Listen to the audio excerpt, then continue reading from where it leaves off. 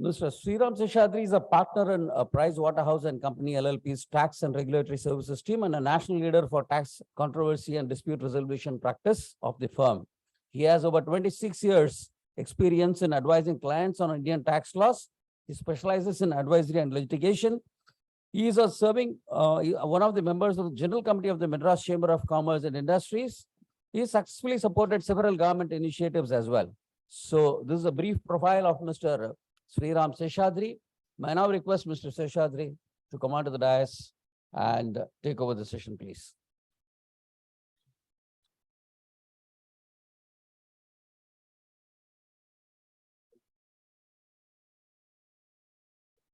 And I thank Professor Dr. Jeffrey Owens for joining us virtually this morning. Am I audible, sir? Yeah, Dr. Jeffrey Owens is the director, WU Global Tax Policy Center, Vienna University of Economics and Business, and he will also be addressing you all shortly. Now I welcome him. Thank you.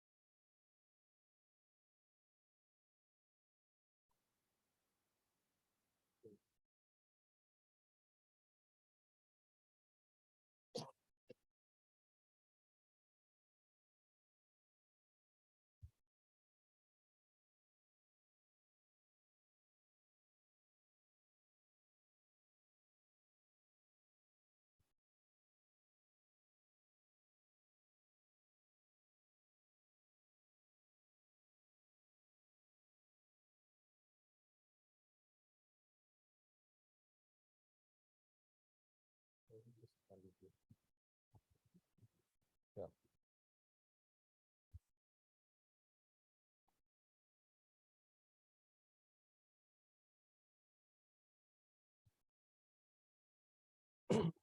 Morning, everyone. Thanks to IFA for this wonderful program being organized. And thanks for inviting us over here to be a knowledge partner also. My endeavor over the next 45 minutes or so would be to set the context of what has been happening in the litigation space or the dispute space. How has the dispute framework been, functioning? And what is the alternative dispute framework and how is it functioning? The new issues which are pitchforking for the dispute resolution framework to be handling. And what could we be doing to improve the dispute resolution? This is how I'm proposing to go about this, the entire discussion. Let's start with what's happening on the ground. What is the action happening on the ground? On one side, every day's newspaper carries a significant action from the government, be it a survey or a search that we have been reading, at least in the last, about a year's time. There has been a very significant uptick on the action on the ground that we see every day. And this is agnostic of industry. There are several industries. It is manufacturing, gaming, fintech, and there are specific Chinese companies' actions. All of this have been happening, as we see. And statistics say that this has gone up so significantly. 5 years back, the survey actions, whatever it was then, to now is almost double. And to give you some statistics, it was less than 5,000 surveys in 2015. It has gone up to something like 14,000 surveys in 2020. In 5 years' time, the numbers have gone up so much. As far as searches are concerned, the number of searches were around 2,700 searches in 2015, and that has gone up to about 4,200 searches now as we speak. So in all this, you see so much of a significant action. Now, why this becomes as an important trend is, in the past, this instrument of search and survey was targeted towards unorganized sector in terms of bringing out, unaccounted money. But as you see today, it is significantly focused on corporate sector, which is very organized and generally very well compliant. And the issues at the end of the search and survey operations, you see what comes for discussion are issues which you would probably see in any regular assessments. That's a surprising trend that you see. And what it also does is it sets up a certain amount of paranoia amongst the taxpayers, especially if it is very well organized, especially if it's multinational. What happens is that there is a sense of despondency when it comes to these kind of actions, and then it becomes very reactive. So what's happening today as we speak is there are a lot of cases where clients reach out to us asking for some sort of a workshop in terms of laying out what happens during the course of a survey, what are your rights and obligations, what happens in a search, at the end of the search, what do you do, what are the next immediate steps that needs to be done. All of this they want to understand so that they are better prepared. They also want to nominate people who will be anchoring some of the tax office discussions, media management, also policies around litigation. Like, for instance, if your bank account is attached at the end of the search, am I going to challenge this in a court of law or not, is a point of view that you should have ahead of time, not be scrambling at the time when the attachments have happened. There are times when you have to take these policy calls, right? So this is the action that we see on the ground in terms of the search and seizure and all that. The second is the interagency coordination. When you have a direct tax search, immediately a DRI comes in later, or there is a GST action and then income tax goes on. So there is a significant amount of interagency coordination, passing of on information. There used to be initially an information sharing memorandum, which also got, I think, refreshed in July 2020. It is now an automatic information exchange, is what I understand, that there is a mandate of information being shared between agencies. This is the next important trend that we have also seen. The third part is the very recent thing that you would have seen just about a week ago, the DGGI coming out with a news report saying that they are setting up 5 digital forensic labs. And this is in partnership with National University for Forensic Science, which was established by an act of parliament by the government of India as an institute of national importance. The point that why this is important is that the government understand they have a lot of sources from which they collect data. That is on one side. Also on these actions that they undertake, there are a lot of data that comes up. So they are now deepening their forensic capability, because today the way of corporate life is through systems and data. So data becomes so crucial for them to analyze, digest, and make sense of the data so that they can come back to you with a very targeted approach on in terms of the issues that they want to see, whether it is, and this will again be passed between agencies. So you will see if the organization is very siloed in its approach, in its policies, in its positions that it takes in terms of different issues, then you will have trouble, because the government is becoming very, very coordinated. So that's the other thing that we are seeing on this side. And then we have our regular issues around faceless assessments and reassessments galore. GST audits and investigations have started. And I understand from my colleagues in GST, there is a manual of about 140 pages which is put out for guidance of the officers who come in, and they are very clear on what they need to see. They are very well prepared in terms of what they want to analyze, etc. So again, shows government is getting their act pretty significantly organized. And we also see on the other side plethora of reopening notices, which is not a good sign clearly, and especially with the reopening timelines being so far pushed back. 10 years is an unbelievably long period of time, even for maintenance of records. And if your litigation is to start, for instance, an assessment is to start going back 10 years, and then for it to go through the entire chain of litigation, a person's career will end. He will start as an associate, perhaps retire and go, and you will still be litigating, right? So that is the unfortunate part that we are seeing. And there is a significant dilution which happened on reopening also. Initially, in the first speech of the finance minister, it was coming out as if it will be for the serious cases that the 10-year criteria will apply, and that otherwise it will be a truncated 3-year period. But then subsequent dilutions happened through amendments. Today, it's far easier to reopen, pretty much anything going back 10 years. So that is the unfortunate state of affairs that in which we are, especially when the dispute resolution time frame is so slow. The other thing is the advent of the GAR panel.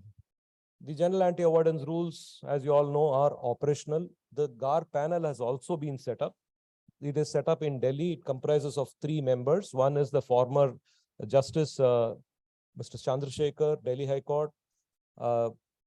Rajat Bansal, who is also going to be on the panel in the next panel, and also one Mr. Nigam Nugahalli, who is a National Law University professor from Bangalore, because the law requires the composition of the GAR panel to be 1 revenue member, 1 scholar, and a judge. And that's how they've got the panel.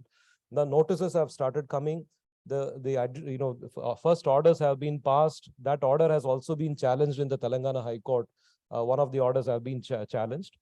But it is not yet a large trend. I wouldn't say that we are receiving notices by the day, but notices are coming, and there is no, again, a discernible trend for these notices. It is coming on areas where I would have otherwise thought transfer pricing should apply, but GAR notices are coming on those areas, which is going to be a new area of litigation entirely. Secondly, on recharacterization and combining transactions, disregarding steps, these kind of notices come. These are driven on M&A transactions. And again, this is not just for corporate entities, for non-corporate entities also, we have seen notices being issued. So as a trend, if you see, I can't see a trend yet because the notices are not that many, but it is coming in different spheres actually. And this is going to be a very large area of dispute. The unfortunate problem here, I want to draw a parallel from what happened in transfer pricing. Today, you see so many transfer pricing disputes for one very important reason. Initially, the threshold for taking cases was very, very low. If you remember, it used to be just 5 crores for picking up transactions. That was a bad trend. Now having a 3 crore threshold for GAR issues is also a bad trend. 3 crores is nothing. So if beyond 3 crores transactions can be examined for GAR, it will open up a Pandora's box. You will be flooded with cases on this. Though the threshold, if a new regime is coming in, the threshold should be pretty high to start with. The regime should be allowed to set up, settle in itself. And then the threshold can be lowered if the experience suggests that it should be lowered. But the way they have gone about the 3 crore threshold is pretty small. So this is the heightened action on the ground that you see. Significant, the government is getting its act together, and I do not see the corresponding action of being well prepared from the corporate world, and that is a worrying trend. And we all the time see documentations not being available with the taxpayer. They are struggling to put together data, especially in faceless assessment. When you have plethora of questions coming in, we are finding people, that the corporate world clearly not ready and not prepared at all. So that's the worrying trend. So with that, we will go to the dispute resolution framework. What is happening in the framework there? Faceless appeals, over 5 lakh cases are pending. Faceless appeals are not happening, as you all know. Some here, 1 or 2 cases here and there are coming up, but otherwise we don't see any action whatsoever. So this is halted all issues at the CIT appeals level. If there are, transfer pricing adjustment, of course, we have the option of going through the dispute resolution panel. That is what we are doing anyway in 90% of the cases. But otherwise, the whole the entire appeal system is clogged. Income tax appellate tribunal takes at least 3 years in smaller jurisdictions, more than 4 or 5 years in larger jurisdictions. As we speak, 37,000 cases are pending across the country before the various tribunals. And by some measure, what we also saw, the other interesting trend, I analyzed it at the Supreme Court, High Court, tribunal level. Only at the tribunal level currently, the number of cases that are getting instituted is less than the number of cases getting disposed of. In every other case, it's the other way around. The number of disposals given by Supreme Court or High Court is lower than the new cases which are getting filed. And is this trend in the tribunal because of the tribunal's way of functioning? The answer is no. Because it is because of the first point. There is no inflow from CIT appeals to tribunal. So the number of cases getting instituted at the tribunal is not going up. It is only the DRP mechanism or CIT appeals where there is a face-to-face CIT appeals, where international tax cases, those kind of cases are going up. So otherwise, there is no inflow in the tribunal. And therefore, the number of cases getting instituted is lower than the disposal rate. If this trend continues within the next, excuse me, can you stop? If this trend continues in the next about 1.5 years, the entire pile of inventory of cases in the tribunal substantially will come down. But that trend should not continue, because then we are not disposing matters from CIT appeals. That is the other problem. High Court, you again know where we stand in terms of TCA, 5 to 7 years time. Writ petitions also taking enormous time, depends on. And again, what is worrying for me is, even on 148 notices, the High Court's asking questions of whether is there an alternative remedy or not. Supreme Court has laid down this proposition that reopening notices can be challenged, starting from Constitution Bench decision to even as recently as about 2-3 weeks back. They have disposed of, again saying that alternative remedy is not a bar. If there is a natural justice violation, if there is a jurisdictional issue, you can challenge it. Yet the High Courts in sporadic instances keep asking these questions, which is a worrying trend.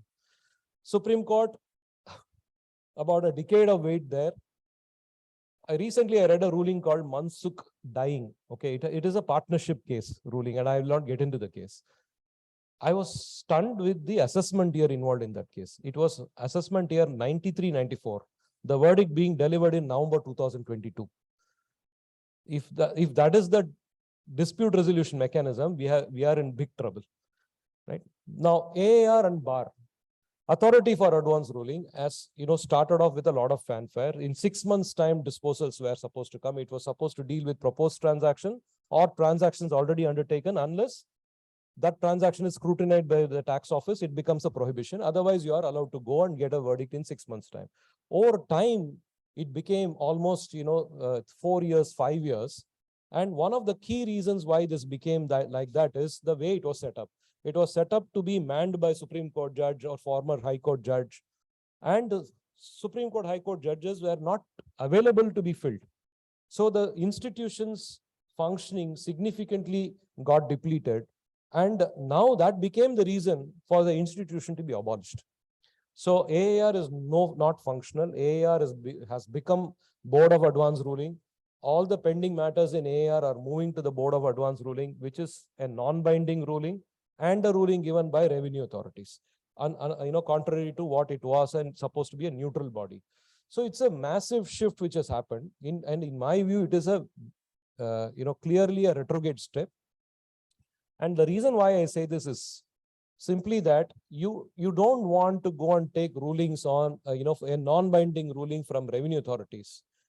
You would rather want a neutral body. So one of the things that could have been done here, and I'm slightly sort of mixing up what could be done, which is a later slide, but I thought it's more appropriate to take it here, is that today you have an exceedingly otherwise well-functioning tribunal, a system where the judges know what they are talking of. Generally, transfer pricing and international tax matters are well known to them. So one way we could have solved this issue is make the AAR, which is currently originally supposed to have judges, they could have borrowed members from the tribunal, moved them to the AAR, made that functional. Again, the independence would have remained, and we have people who have understood international tax coming into AAR, or fuse AAR into tribunal. The tribunal can give advance ruling as well as dispose of matters which are in dispute. So there may have been challenges or issues, but these are good suggestions which should be explored in my view, because with the creaking dispute resolution mechanism, you need alternative dispute mechanisms. Advance ruling is a great dispute mechanism that should have been preserved and augmented, should not have become bar. Now, the fact that it became bar has been constitutionally challenged in the Delhi High Court and in Madras High Court, because taxpayers are saying, I went with the promise that this is going to be an independent body which will give me a ruling which is binding. Now you're moving me after so many years to a bar, and that has been challenged. So that's stuck there. So nothing is moving again on that. Settlement commission in income tax is abolished. There is just an interim board to settle, which are existing matters for various reasons which we can't talk about in a conference. At the same time, indirect tax settlement commission, apparently they have attempted strengthening it by including few more, members on the board. But the problem, and if you see the problem that they have, 16,000 show cause notice with 63,000 crores in customs, service tax 2 lakh show cause notices with 1.2 lakh crore issues pending. So they therefore want to enhance this settlement commission. But they have also brought in a rule in this budget that within 9 months, extendable by 3 months, if the settlement commission does not give out a verdict, the case will go back to a show cause notice stage and back to the assessing officer. So that is not something which anyone would want, because if it is for no fault of theirs, even for the member not being there, if the commission doesn't function, you go back to the show cause notice stage, nobody will go to this forum. So this is not again an effective forum. No administrative settlement possible at all. And I think we will touch upon it at a later stage, but that is something which is the current situation. And GST tribunal is yet to be set up. And we believe there is a tsunami of cases waiting in the GST. Every taxpayer, one company may have multiple registration and everything is a taxpayer. And the issues may erupt in every jurisdiction. So in every jurisdiction, you will be filing tribunal appeals. So we did a math within our firm, and the number of taxpayers within our client universe itself is staggering. When I say taxpayers based on registration, it's a staggering number. So if the issues are to arise there, it is going to be really, really a massive amount of disputes. And at the same time, because GST is yet to be set up, it poses us an opportunity to get it right. To modernize it, to bring in digital, ways of dealing with it is possibly possible in GST tribunal. With this, I'll quickly go to the alternative dispute framework on how this is functioning. We have a separate panel discussion set up for this, but I just thought a high-level flavor will be useful. Mutual agreement procedure under the tax treaty has been a great way of resolving disputes when it comes to cross-border. And especially if there are transfer pricing adjustments, or if it is an international tax matter, you are able to resolve this. This is under the treaty law. And the law there is notwithstanding your domestic law remedy, meaning you may be fighting a matter in the tribunal, yet you may be going into a mutual agreement procedure trying to resolve this. And under the law, you are allowed to choose best of the outcomes. If you don't like MAP, you can walk away. You can take the domestic law remedy. But if the MAP outcome is great, then you withdraw the domestic law remedy of an appeal. This is the framework. And it's been functioning well. If you see the global experience, they have achieved 53% of cases where applications are filed. Complete settlement, which means that you are not out of pocket. Between the two jurisdictions, they decide where the tax is to be paid and where the credit is to be given. So that has worked well globally, 53%. The inventory in India, if you have to look at, about 1,000 odd cases which were pending at the end of 2019, has taken approximately about 34 months for resolution. And India's best endeavor commitment globally is that we will attempt to solve all this in 24 months. But we are a little away, but 34 months is still a good amount which is available there. The other thing is, we have also found binary issues are hard to resolve under the treaty. Whether it is royalty or not, whether there's a PE or not, are not easy issues, because each side will have a point of view, and that doesn't get resolved that easily. But we find that attribution issues are therefore far more easier to settle. And if you see, 83% of the inventory of MAP matters pertain to attribution issues, which can imminently be settled. And we have used this forum very tactically also. There are certain treaties like US, UK, Sweden, Denmark. These are treaties which allow suspension of collection of taxes if you are filing an MAP. So which means if there is a dispute involving this country and if we file an MAP, you just give a bank guarantee and get the entire dispute suspended, tax collection suspended. And you can still try your domestic law recourse. And if that becomes successful, you don't need the MAP. That's one approach which some companies have attempted.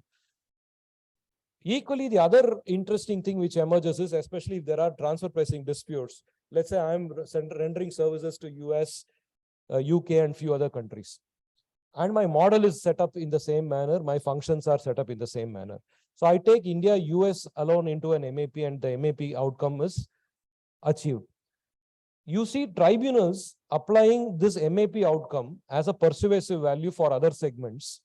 which means UK and the rest of the world segments are also getting settled using the MAP outcome. Since the FAR analysis is the same and the entire setup is the same, tribunals are willing to do this. So that also become a strategic importance, that I resolve one segment under one treaty, rest is resolved through domestic law recourse. So those strategies also play out. The challenges do also remain. For example, penal consequences are not resolved under the MAP because that is a domestic law provision. So you will still have the exposure of penalty which you will deal with in the domestic law.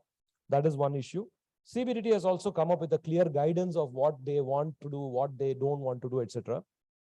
Though the treaty is set up saying that domestic law recourses are available and you can choose the best, the CBDT's position is that if tribunal gives a verdict, AR gives a verdict, we will take that as our position. So we are not going to change that position because that's the highest fact-finding authority. That's a tribunal's finding. We can conclude the map as either resolved under the domestic law remedy, or you can give a correlative relief. Our position remains the same. So that becomes an important issue. So if you entirely proceed with the case in the tribunal and you get a negative verdict, unfortunately, your map won't work, at least from India's standpoint. So we have to be very tactical about this. There have been cases where we have picked 1 year to try domestic law recourse. Rest of the years, we have kept it under map. So all those strategic thinking around dispute resolution comes up. The moment you understand this framework, you can straddle both these frameworks and try to use those frameworks to the best of your advantage. Similarly, there are several areas where the map authorities won't proceed. For example, they believe a US single member LLC is not entitled to treaty. So we will not even enter into negotiation. So those kind of issues still remain. Lastly, will it always mean that under an MAP, we will find a resolution? The answer may be not the case, right? If, for example, if there is a PE dispute or royalty dispute and both parties don't agree, despite all the discussions, where does it lead to? If you see the OECD Model Convention or the UN Model Convention, it prescribes a mandatory arbitration. The two countries can take it to an arbitrator who will arbitrate. Whereas India's treaties don't have that clauses, and India does not want it because they have concerns around sovereignty, and therefore this is where it is. So MAP has been extremely useful. At the same time, there are limitations. You'll have to strategically, tactfully use this. That's on MAP. Quickly moving on, we'll touch the APA. It has been a phenomenal success, on an overall basis, for the reason that the Indian authorities have shown commendable amount of maturity in understanding business models. They have been very open and rational in having discussions, and overall the taxpayer community, the consulting world has gained significant trust in the program. And over the last many years, about 450 odd cases have been resolved or where agreements have been entered into. At the same time, because of the COVID, site visits were not possible. Suddenly there is a pile-up of number of cases. Apparently some 700 applications are pending. And last year they had signed only 62 applications, 62 agreements.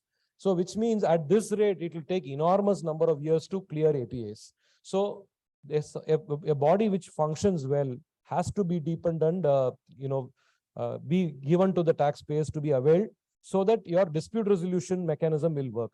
Any APA, you can get certainty for 5 years forward, 4 years backward. So 9-year period certainty is something which is available, and therefore it is a great tool to look at.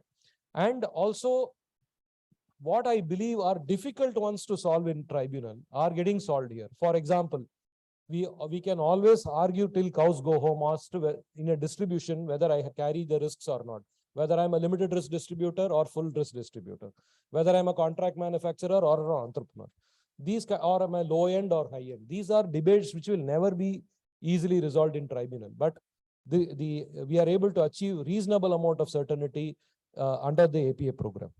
Similarly, functional profiles across the year where there are changes. For example, up to a point in time, you may have been an entrepreneur, but you have shifted your characterization later on. Those kind of issues are also something which we have been able to deal with. Interesting issues around deemed international transaction. Can you cover it? There are ways to cover it. That's possible. it's not achieved yet, but there are things which are progressing. Similarly, AMP as international transaction. It's a very interesting thing. There are companies, AMP is that you are aware that brand issue, which is dominant and present currently before the Supreme Court. There are companies which will not admit this to be an international transaction. They will fight it, and till now, up to the high courts, it is in favor. Now, so matters are before Supreme Court. There are companies which are comfortable admitting this to be an international transaction within the framework of APA, and those kind of cases are also being seen. So the flexibility that comes in this is phenomenal. And also there are people who plan this. For example, you have a MSS company, which is a market support company on the ground, and there is a global parent, and the master service the support services, marketing support services are being rendered by the Indian company to the global parent. Typically, you will have a PE issue, right, for the foreign company. That's something which you will all look at. So more often than not, market support companies go for an APA program, accept a certain arm's length price, which will mitigate the permanent establishment risk for the foreign enterprise. That is also the other plan that companies, look at. So all of these have encouraged us to look at APA as a forum, which is a good forum for resolution of or avoidance of these disputes. So with that, I will just move on to the next segment. What are the issues which are in the cusp of resolution? Let's look at it. One is the secondment issue before the Supreme Court. Concentrics, sorry, not the secondment, it's wrongly written here. My bad. It is the withholding tax rate, 5% withholding tax rate being applicable through a mutual MFN clause, most favored nation clause under the tax treaty. Whether a 5% rate is applicable for dividends being upstreamed through certain treaties. That matter has been heard in the Supreme Court. Orders are reserved. Anytime, I mean, the next 1 or 2 months, the orders will come. That's a big one, because it does not only, I mean, it is going to set a path for future of treaties, the way we understand treaties, the way we understand MFN clauses. It's a big dispute which is likely to be resolved. And at the same time, the other secondment issue is the NOS issue. So I sort of mixed up the caption there. NOS issue is the Northern Operating ruling, which came in the GST side, and holding the manpower supply, this to be a manpower supply. Any secondment arrangement should be construed as only a manpower supply. But if you read the ruling, there are obviously conflicting parts to the ruling. So companies are trying to take a clear position on whether this is a manpower supply under GST. What does it mean then under the income tax law? Whether can I then say it's only a manpower supply, therefore there can't be a service PE issue or a fixed place PE issue? Is that an arguable position or not? These are issues which are being looked at. That will also get settled soon enough. The other thing is the AMP issue, which I told you about, which is pending before the Supreme Court, anytime, which can be resolved maybe in the next 1 year or so. But the GST issues are just starting on that. Because there is an AMP dispute going on and the position taken by the income tax department is known to the GST, GST takes a view, okay, there is a service of building brand that you are rendering to your global parent. That's the AMP issue dispute in the income tax. If there is a service, there is a reverse charge of tax that you will have to pay from a GST standpoint. That is now starting to brew in a bigger way. Similarly, the issue before the special bench in Bombay, which has actually just been heard, orders are reserved, or on the issue of whether DDT, which we have paid in the past, can be restricted by the application of treaties. Interestingly, this issue started with filings before the authority for advance ruling. But once that became dysfunctional, then attempts were made to raise this as additional grounds in pending disputes, and that moved up. Some rulings have come in favor. In Total Oil's case in Bombay, that the correctness of the ruling was doubted, and therefore that was pushed to a special bench in Bombay, where the hearings have been completed about a week or 10 days back, and the orders are awaited on this. Now, Mukesh touched upon software royalty issue being settled, but I did see the review petition being filed by the revenue. And normally what happens is if the review petitions are considered in the chamber by the judges, and then 90% of the times we have seen review petitions being dismissed. In this case, they have agreed that the review petition will be heard in the court. So I'm keeping my fingers crossed that the review petition will be dismissed. Otherwise, we are in for a big trouble. And lastly, the equipment royalty issue is also there. Equipment royalty issue is a big issue again when it comes to a lot of online payment companies. For example, all the major companies which have online presence on online payments. Revenue's allegation is that the payment is for use of equipment and therefore should be construed as royalty. Similar issues you will find, resonating even in some principles resonate even in hiring of equipment, hiring of ships and stuff like that. So this matter is now before the Supreme Court. Delhi High Court has been in favor. Generally, the north of India has been in favor. In the south, you have in Bangalore, there is a negative ruling. And that ruling is now being argued before the Karnataka High Court. But broadly, the issues are well crystallized and the decision can come up anytime soon. These are the issues at the cusp of resolution. We'll just quickly see the issues which are emerging issues. Secondment, I talked to you about the re-emergence of this issue because of the northern operating system. Digital PE taxation is a very large issue that is going to occupy the space in very many ways. I'll give you a very short flavor of this, especially with the data localization laws and the RBI dictates around having servers in India. A lot of global corporations have started having digital presence in India through servers. The servers, if they are directly held by the foreign company, generally, if they are capable, if they have the capability, they will be construed as digital presence of the foreign enterprise. They will be construed as having a PE. But the issues are becoming much larger when group companies end up holding those servers, those assets, etc. The question that arises is that the foreign company does not own those assets directly. So it's only the local Indian company. They are rendering the services of holding on to those assets, maintenance, etc., etc. So whether that can be construed as a presence of the foreign enterprise, even though you don't have a legal right, is this a customary access right? These are issues which are getting crystallized as we speak. This will become a large issue. Along with that, on all the digital side, some new aspects which I anticipate to come up are issues around the evidence law. For example, let's take a simple case. Today, Supreme Court has settled the position that human intervention is needed for a service to become a fees for technical services. Automated services are outside the scope. So you will claim that this is an automated service outside the scope of fees for technical services. But if the tax officer is asking you to prove that it's an automated service, completely automated, how do you prove it? Because these services may be happening outside India. The methodology of augmenting evidence, which law will apply, which country's law will apply in depot. For example, I want to depose an expert witness.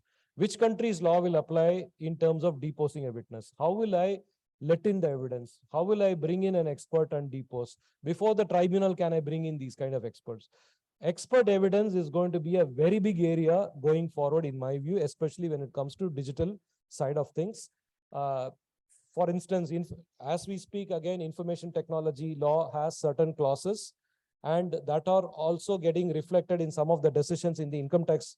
For example, if there is a survey and there is a seizure of digital information, there is a methodology under the Information Technology Act. Certain provisions will apply for validating it. If that has failed, then it lacks evidentiary value. So there will be issues around this. There will be issues around foreign evidence, foreign experts being used in India. Those kind of newer generation issues will come up. Next thing is beneficial ownership, which is a big thing.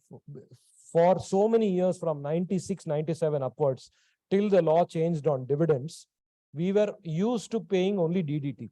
So nobody cared about the intermediate holding jurisdiction, which is receiving money, whether it is the beneficial owner of money or not. Nobody cared. But suddenly, with the regime having shifted, companies are declaring dividends, which goes to intermediate jurisdictions. That intermediate jurisdiction gets the money and immediately passes it on to some other group entity.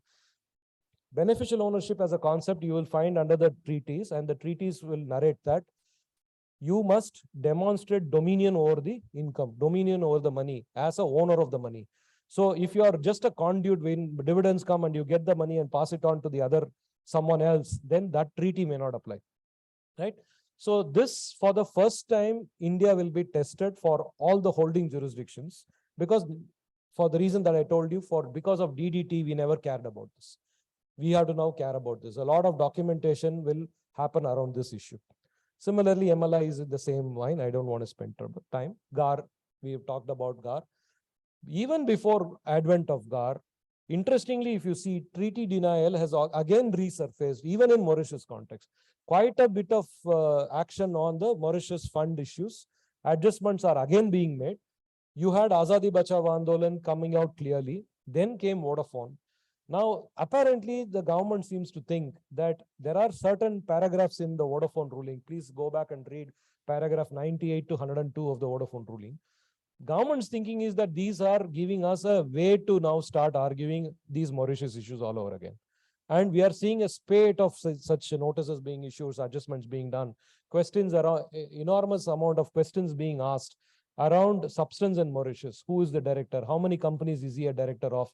Who is the decision making? Signatory for bank accounts, employees, their educational qualification. So many things are being asked about. Again, challenges coming. Similarly, you see certain treaties like Ireland, which is a hub for hiring of aircrafts. Belgium, hub for hiring of ships. All of those treaties coming under stress again, even without GAR. Now add GAR to it, you have a massive amount of disputes which are going to be there. 115 BAB, though it is domestic issue, I just want to touch upon it. A lot of companies have looked at how their new investments will go into a new company so that the 15% regime can be taken. But this the one complexity which comes in is how independent is that company? What is the umbilical cord relationship between that company set up and the existing parent entity? What are the interfaces? Those issues are also likely to come up in our view, because this law has the language of restructuring of an existing business, which is the same language which was in 10A. Lot of litigation happened in 10A, 10AA and all that. So we do expect something around this happening as well.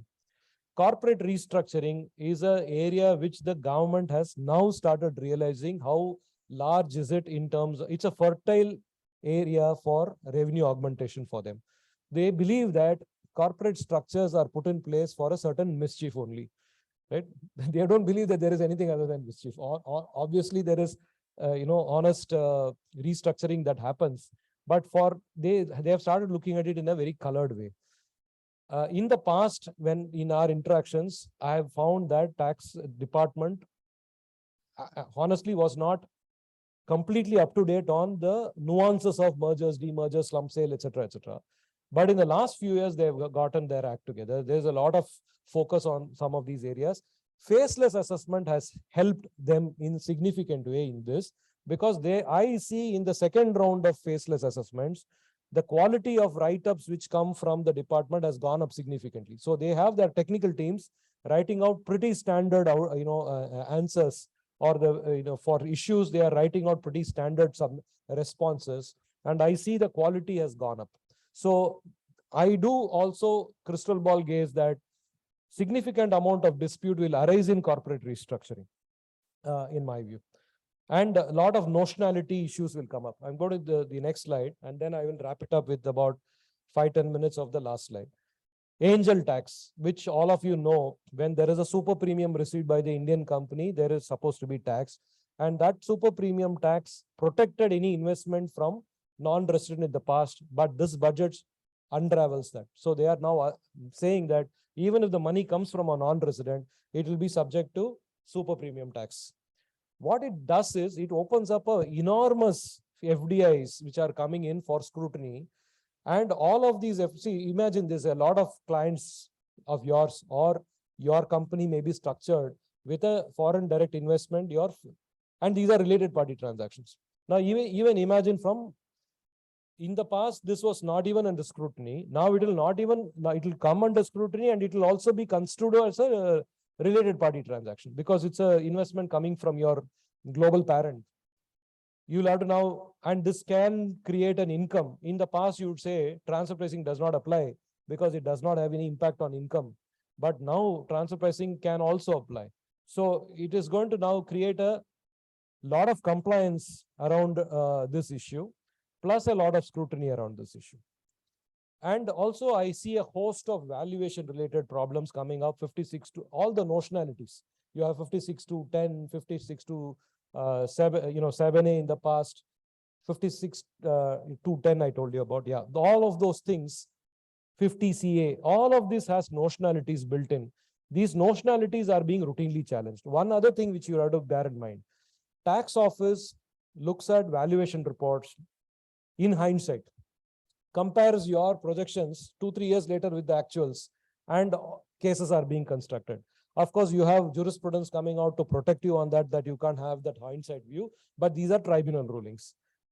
So this is one becoming a big area. Secondly, they are looking at scope exclusions or caveats which are standardly put in by chartered accountants to say that, okay, this piece of paper is worth nothing because your chartered accountant has caveated out pretty much everything. So we can't take this. But you have to be mindful of this. The Institute of Chartered Accountants have prescriptive guidelines for chartered accountants to call out some of the caveats. So it is not, and therefore every valuation report in the country will have those caveats. And that doesn't mean those valuation reports are not worth anything. So we'll have to marshal these arguments, but these are matters of fertile area of litigation. Similarly, in reverse charge, I just want to touch upon the creativity of the tax department. For the foreign direct investments, apparently in the jurisdiction of Bangalore, lot of notices have come out now saying that this is a service of financing by the foreign parent to the Indian company. For that service, you'll have to pay reverse tax GST. Right? FDI being taxed in this manner through a reverse charge mechanism in, you have seen notices of this nature in Bangalore now. The other big thing on the GST is because of this tribunal not being set up, everything is sort of stuck somewhere. Either the High Court or you're not filed an appeal. Now the government says tribunal will be set up this year. I don't have a hope this year, but maybe I'll be hopeful for the next year. But if it was to be set up and all these cases just go to the tribunal, tribunal has a condition there is a pre-deposit. 20% pre-deposit, 20% is my recollection, 20% pre-deposit. It's going to be a big cash flow impact, especially on large matters. So now the issues will be, can I challenge this? Can I reduce this? It used to be there in the VAT regime. The pre-deposits were being challenged and things like that. Those things may come back here as well. Lot of issues under dispute on customs classification as we speak. And also transfer pricing, orders, if any, are being looked at by customs. Customs SVB orders are being looked at by transfer pricing authorities. That interface is also going on. The other thing which I expect to be big time challenge is a new trend of delegation of legislative powers. If you see all these new provisions of 194R, O, etc., you see that the law itself says if there is difficulty, then this notification will be issued by CBDT, and that will be placed before the government, and that is binding. It will be placed before the parliament and it will become binding. Now, this is a new animal that we are dealing with, if the recent origin, saying that all difficulties you will deal with through notifications. But this is law, right? Law making to being delegated, and then the CBDT will come up with notifications which are interpretative. It is not to put to rest any difficulty. It is new interpretation, and a lot of those interpretations have been in favor of the tax department. Now, is this lawmaking or not? Will be a next big wave of disputes which will happen. The amendment in section 245(2) of the proposed by the new budget of holding back on refunds. If the assessing officer believes that there is going to be an assessment in the future where there will be a tax demand, I can hold back the refunds given, then it means holding back money in perpetuity is the fear of the corporates, because any large corporate will have successively assessments being open. And if the tax officer were to pass an order saying that I will hold back, that will result in a spate of writ petitions. Then exit charge issues, functional changes. If you are particularly set up in a certain functional way, and if those functions change, if your functions reduce, automatically your profits will drop. So there are now a lot of focus on exit charge, whether the exit charge will apply. Is there a business restructuring under transfer pricing provisions? Should there be a charge which is to be levied for this purpose? These are, again, all of these are new generation issues, and I've just put a few. We have far more number of issues, but these are definitely going to occupy the dispute space. Now, in the holistic picture that you have, first slide we saw the heightened action. the government's action, coordination, forensic capabilities on all that we saw. The next slide, we saw the creaking dispute resolution. And the next, we saw a fairly robust functioning alternative dispute resolution. And then you saw issues which are coming to an end and absolutely new issues coming to the fore. Now, whether these kind of complex issues like GAR and digital PE, foreign evidences, how capable is the existing dispute resolution system to solve this? Right? It's an elephant in the room. All of us pretty much know the issue. Right? How are we going to resolve it unless there is a large scale reformation which are likely to come? Now, what could really happen? I mean, there are no easy answers to this. It could be combined several steps. For example, an effective alternative mechanism like an advance ruling, in my view, is an absolute must. In my view, bar should not be there. It should be an AAR. AAR should be probably manned by tribunal members or tribunal-like members if high court judges are difficult to get by. You start with a lofty position of wanting a high court, Supreme Court judge. If that's not available, directly making it a revenue-centered body, you can have a via media. And that via media will augur extremely well for dispute resolution avoidance, right? Because you are getting verdicts earlier. You need more advanced ruling boards like it is there in GST, but GST also is a revenue body. If we can achieve neutral bodies like tribunals, which is why I thought of tribunals, because tribunals functions in about 30 locations, right? Why can't we make tribunal give dispute resolution and also advanced ruling? Same subject matter. Why do we need another forum? We could have probably easily solved this. This is one thought. Adding scale to the good APA work. Now, 62 applications, agreements being signed out of 700 pending does not inspire confidence on speed. It inspires confidence on quality, but not on speed. So you need work there to deepen this. Monetary thresholds have to be significantly increased for GAR. Like I already talked about, 3 crores will just flood more, open floodgates of more litigation, and we will not be able to handle all that. Avoidance of repetitive appeals. You have a provision for it already in the law, but they have now created a concept called collegium of government bodies, which will decide whether they don't want to appeal on a particular matter. They will then, if a earlier appeal gets decided in the assessee's own case, it will get applied to you, which is not effective. The trigger has to be with the taxpayer. A lot of work should be done in this space of avoidance of repetitive appeals. Permanent settlement scheme. I want to briefly dwell on it. VSV scheme, in the VSV, we saw about 120,000 applicants apply, and about give or take about, I thought 950 crores or so were settled, is my recollection. Similarly, in the indirect tax side also, there was significant takers who applied for it. Why not make this as a permanent solution, permanent scheme which is in place? But that permanent scheme also has a little bit of an issue. In the schemes which came in, you settle all the issues of 1 year or you don't go in at all. But that is not what the corporate world wants. That's not what the international community wants.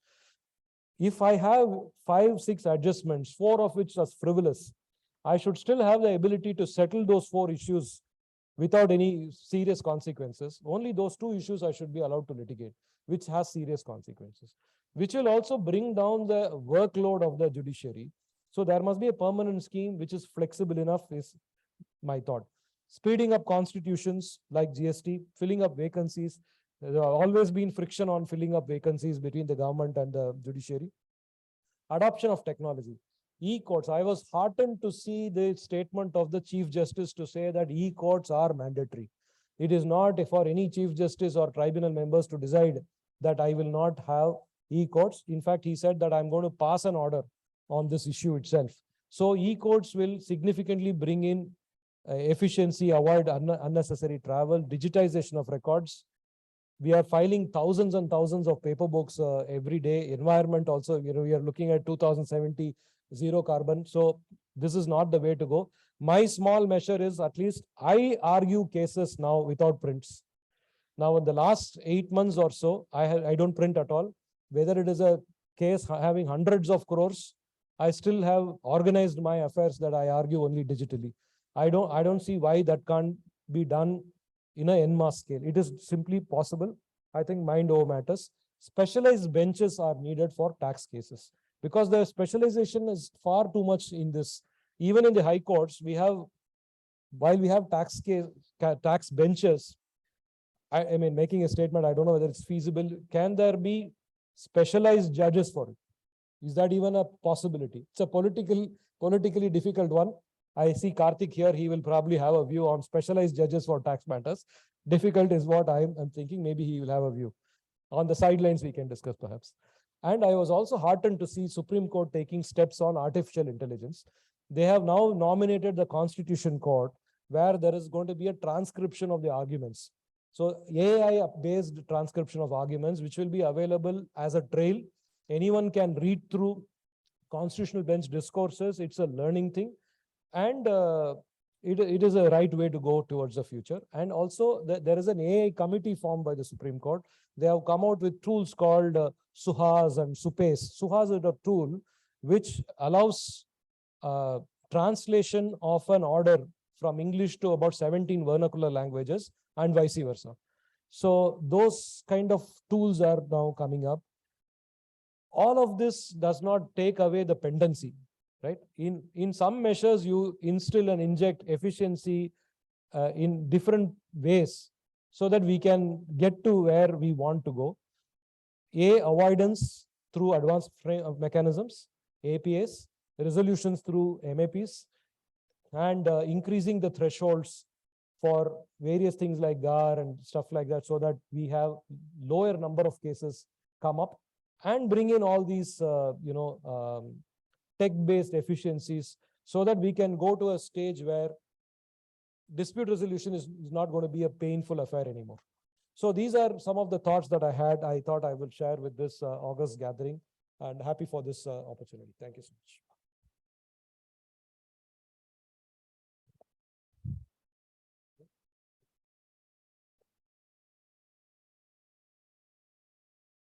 I'm sure nobody will have questions. Maybe you will have supplements. But if anyone has questions, I'm happy to take that. Yeah, but the problem is we are already overshot the time. Yeah. So that's fine. I'm available. So anyway, so there is no dispute that your session was enlightening. So thank you not only for highlighting the potential problems and also the way forward. Request for chief guest for the day, Gopal, to give a moment to Sriram.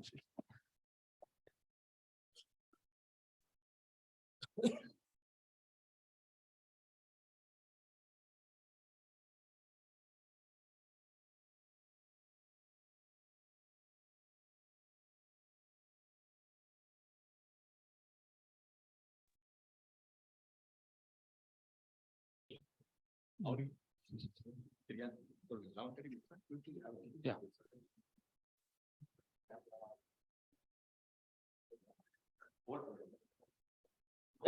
So we'll adjourn for a tea break now. So considering that we have overworked, so just take 10 minutes time. So we'll start the next section by 11:30.